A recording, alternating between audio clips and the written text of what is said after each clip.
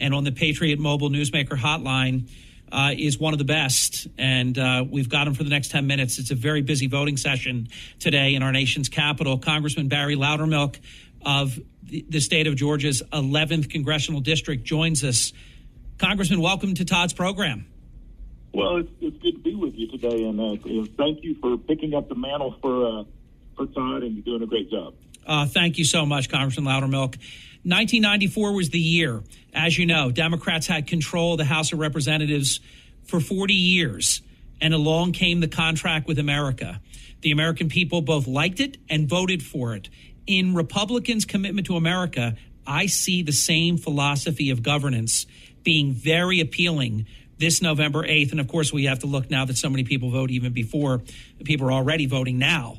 But I really believe that you can't copycat it, but it's a prescription that works. Republicans came in. They kept their word. I believe every item in the contract with America ultimately passed. Even Bill Clinton worked with it because it was so popular. He wanted to get a second term, so he worked with the team. Do you see the parallel between 1994 and this 2022 election cycle? Oh, there's definitely a parallel, and it's not coincidental, because the architect of the 1994 contract with America is engaged with us and has been engaged. Newt Gingrich has been working with us on this plan.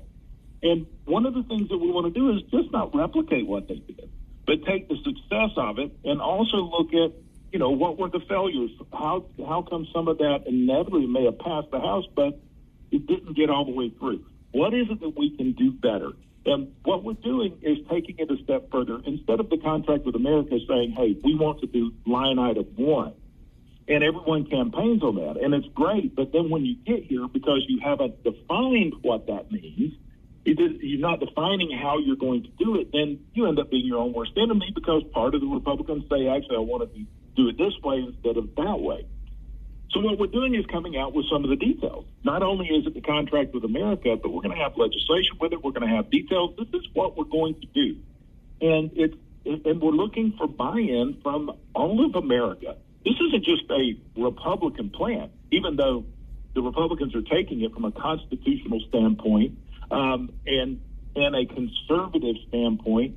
Americans are ready for less government, not more, because when you look at the issues we're facing, it's because of too much government across the board. The inflation. I just had a hearing today with the largest bank CEOs. One of them came out and said, look, it's clear the reason we're facing inflation is because of the deficit spending by Congress, which the Democrats, basically their answer to that is, well, we just need to spend more. I've never met anybody that spent themselves out of debt. Yes. So we have to address these things, one on the short term and another on the long term. This is a long game. We're not going to get out of debt in the next year or 2 years, but we can in 10 or 12 years if we follow a plan. And so that's what I think is so great about this. And when it rolls out, you're not going to hear it rolled out just from Washington, D.C. It's going to be rolled out across the entire country. Every Republican member of Congress is going to be rolling this out, the details of this plan, because this is something we worked on. It isn't something that has just come top down from the Minority Leader Kevin McCarthy. This is because of working groups that we put together over a year ago, looking at the problems of America and said, how can we fix this? More importantly, what can we do to allow Americans to fix the problems themselves by getting government out of the way? Congressman Loudermilk, how concerned are you that not only the Democrat media, but of course their accomplices, the Democrats that you're running against, they cannot run on the cost of a gallon of gasoline, because obviously it was like $2 before they broke it all. We were energy independent. We were a net oil exporter. We had anywhere from 0 to maybe 1.5% inflation. Now it's just over the moon, over the top, off the charts. They can't run on anything. Their record is terrible. We're going to get to the border crisis. Their record on that, they've broken that. So, of course, now they're running on my former boss, President Trump. They're running on abortion. They're running on 50 people came to Martha's Vineyard. I thought they should have loved that. They say they're sanctuary cities and states, but I guess they didn't like it so much. How concerned are you that they have any chance of succeeding in transference and flipping the script and getting the American people to look at the shiny object instead of what's right in front of them. Well, I mean, that's always a concern, but what's unique about this election, this is one election that we don't have to go out and tell Americans how bad their policies are because Americans are living it every day. Yeah. When you look at what the top line issues are, they keep trying to push other issues. But when you go get a tank of gas, you go try to buy groceries at the store, and then you find out that, 4 small bags of groceries are costing you over $100. There's a constant reminder that Washington is the problem, and it's a Democrat-controlled federal government that is basically the entire issue. So this is what's so great about this is you have independents, you have moderates, that they understand. Look, they may be socially liberal, but they also have to balance their checkbook. They also have to buy gas, and they're like, look, the Democrats and their progressively, ideologically left-leaning policy are hurting us. They're hurting America. And it's not that I think all of a sudden there's going to be epiphany across the United States that massive groups all of a sudden become Republican. No, what I think they're going to say is these other folks have messed it up so bad, we're at least going to give Republicans a chance to fix it. Yeah. And so if we focus on the economy, if we focus on these issues, then it's a win for us, and then we have to deliver. It's exactly right. It's the Todd Starnes Show with United States Congressman Barry Loudermilk of Georgia's 11th congressional district. We have him for a few more minutes on a very, very busy voting session day in our nation's capital. We have to talk about the border. Abject failure by any measure. They have the audacity, all of them, Biden, the whole peanut gallery, Prime Minister Klain, that's his nickname, believe it or not, ladies and gentlemen, on the Todd Starnes Show. I know that the congressman has heard it before. He thinks he's the prime minister. You've got Susan Rice.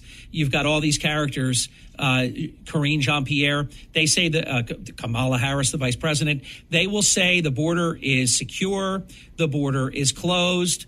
Even the illegals coming into the country have gone on camera to say the border is open. That's why I'm here. I got in because it's open, and I came because I was told it was open. So it's complete intellectual dishonesty. I believe that Remain in Mexico under President Trump was working this way. If you can come in, you come in. If you're not supposed to come in, you never got in the first place. Seemed like a pretty good idea to me. What are your thoughts, Congressman, about the border? Well, it offends me that this White House and the Democrat leadership think so little of America that they will tell the people the border is secure. Are you kidding me? The entire world knows our border is not secure. That just shows the disregard they have for the American people.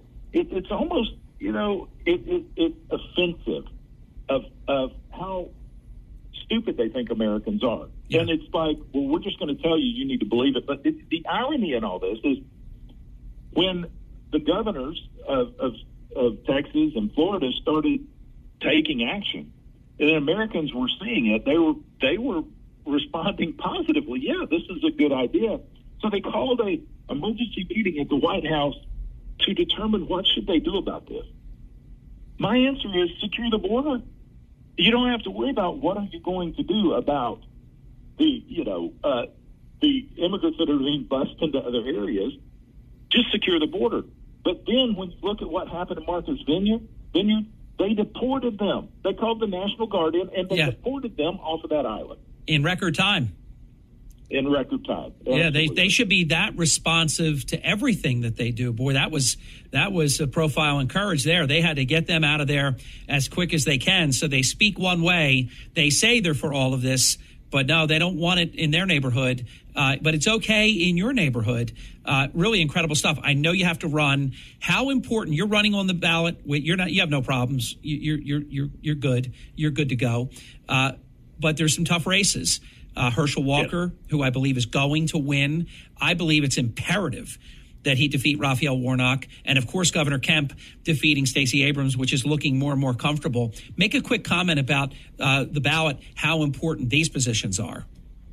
Absolutely. Herschel Walker could be the deciding factor of whether we continue on with the Democrat majority or a Republican majority. Correct. I hope it's Herschel plus several more, which I think it can be. And you're right. We feel we're very confident in our own race. And so we're spending our time helping others. I think Governor Kemp's in a really good place because he's shown courage. He's shown how to lead out of terrible situations, and he's stood up against an oppressive federal government, including, the current administration. And so people are responding because Georgia's economy is good, except for the problems the national economy is causing. And so, and Herschel is beginning to show who he really is, and people are responding very positively, and they're sick and tired of Washington elitists, which Warnock is one of those. I've never seen somebody who adopted that so quickly. That's so true. I think we're in good shape. And I know you have to run. I want to squeeze this in. I know you have to run. You've seen it all, but were you at least a little bit surprised, a little bit shocked? Because I thought I heard it all, too, in the last 31 years doing what I do. But when Stacey Abrams said that the state of Georgia is the worst state in America, who in the world says that wants to be the chief executive officer of the executive branch at the state level? Who says that? It's the same reason they say everything is okay, the same reason they say there's no inflation, the same reason that they say the gas prices are Putin's problem. No, it's big oil. It's because they can't tell the truth because the truth doesn't make them look good. So they believe they're better at telling a lie than we are telling the truth. The problem is their lies are catching up with them. Stacey Abrams, she knows that isn't true, but she can't give Brian Kemp any credit for doing anything right. So let's just try to make everybody think that Georgia's that bad, but it backfires on them. Congressman Loudermilk, thank you for the bonus time because I know you have to run. Appreciate you and the great job that you do for Georgia's 11th and the country. All the best to you, sir. All right. Thanks, sir. You're welcome. That is Congressman Barry Loudermilk.